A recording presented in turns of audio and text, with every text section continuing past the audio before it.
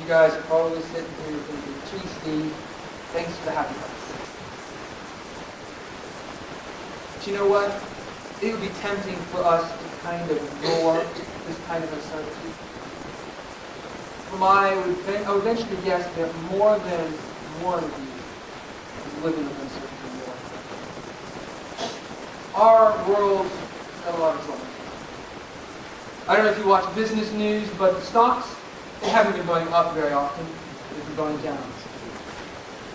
And in their place, layoffs, they've been going up. Jobs are leaving. Unemployment lines are growing. People don't know what to do. Maybe someone in here is living with that uncertainty of, I don't know if I'm going to have a job tomorrow. I don't know what my children are going to do. Or maybe my parents are dying. And I don't know how to help them. There is tremendous uncertainty in our world. So I don't think it would be very right for us to just brush over that. Instead, I think we really need to uncover that and say, God, what is it you're trying to say? You see, this is particularly difficult for us as American Christians. Because we have kind of lived in this life of blessing over the last few decades. I mean, isn't that right? I mean, of course we're blessed. We're the richest nation on earth. Of course we're blessed. God will turn around. That's not what's in the Bible. The Bible says you're going to encounter times of uncertainty. And when you do, you've got to be challenged with this question. Can you maintain faith in God when there's absolutely no evidence of activity in your life? That's the question that's before us this morning. Because that's the world that we find ourselves in. Maybe it's not you who's living in uncertainty. Maybe you just see God's hand all over your life. And that's great. But I guarantee you, if you look around your job, family, your world, there are people who are struggling. Because their world is being ripped apart and they have no answers. They're asking that same question. How in the world does God expect us to have faith in Him when there is absolutely no evidence of Him in our life? How in the world could it possibly be that that is what He expects? But if we can find an answer to that question, it will rock our world and it will rock our church. Consider this. The last time. I believe that this is a key and pivotal moment in Scripture. Because if you were to ask the disciples a couple months down the road, after all this stuff had happened, Easter had come and gone, Pentecost had come and gone, He said, guys, tell us what you think was the hardest moment in the ministry so far. What was the darkest time, the time of most uncertainty? Relatively sure they would have said it was probably this moment when all the doubts and the questions that had been echoing in our hearts that we were afraid to say out loud were confirmed. That life is hard and we think it works. And we watched the man that we had poured our entire lives into. We left our families, we left our jobs, we left everything to follow Him. And now they're taking Him away and they're killing Him. That's a dark time. And then if you were to ask those same disciples a few months later, okay, well, let's turn that on its side. When was the time that God was working the most? When is the time He was most powerful, doing His most important work? Was it when He was doing all the miracles? Maybe when He was at the tomb of Lazarus, who had literally been in there 4 stinking days, and Jesus raised him from the dead? Was that the most important time? Perhaps it was the time when they saw Jesus walking on the water. They would have said no. The time He was doing His most important work was this very moment. Because that is when He literally went to hell and defeated sin so that we could live victorious. The very hours that were darkest in our time was the time that God was working His wonderful, greatest miracles. And you'll find that theme is repeated throughout the Bible. In our greatest messes is God's grace.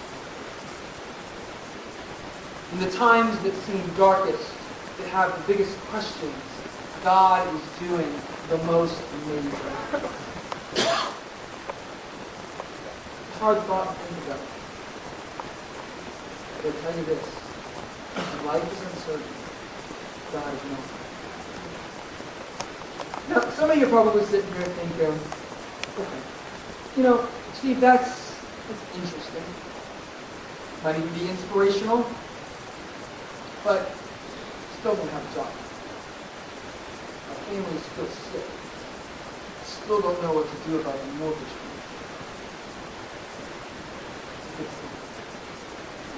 If you're thinking that, you're right.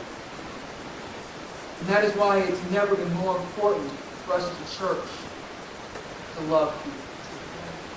It's never been more important to do, as Mark and Craig talked about at Thanksgiving, and have tangible compassion for those around us.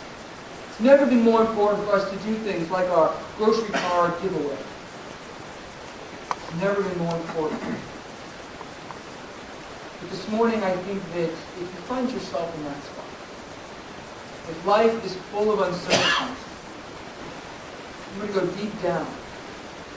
What you're really looking for is not that $100 million lottery check that would solve everything. Don't get me wrong, we probably wouldn't refuse it. But that's not really what we're looking for. Because I can't say that what we've been talking about this morning will change your circumstances. But it can change how you look at it. It's not going to change the path, but it can change how you walk it. Faced with the notion that when life is uncertain, God is not. It does not give us the big answer-all fix. But this truth gives us the strength to take one more step. Because that, in the moment of our greatest need, in the moments of our difficult questions, that is the strength that God is offering us this morning. The strength to say, I will take one more step. And when I've taken it, find that there's strength for one more. And after that, find out that there's strength for one more step. That is the power of what God is speaking to us this morning. In the time, in the midst of our most hard questions, we can have faith. We can have strength to take. Now, some of you probably still aren't convinced. You're saying, Steve, it's all fine and good. But why should we believe you? I mean, go on. You've got a job, you've got kids, things are going swimmingly well. But how can we take this away from you? And to that, you're right. If all this morning has been for you is a pep talk, is an inspirational message, and its usefulness is going to quit sometime around next year. Don't listen to me. Listen to me.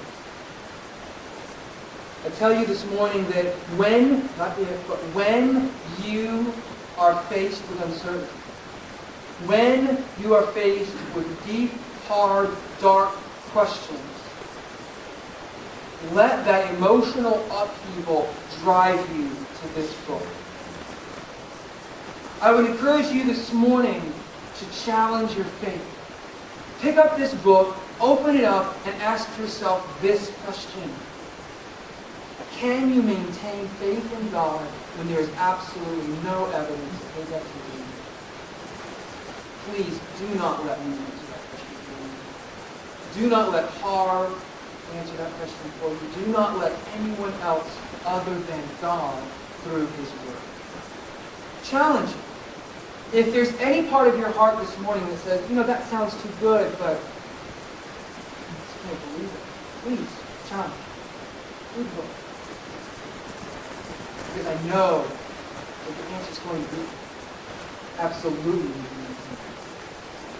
If we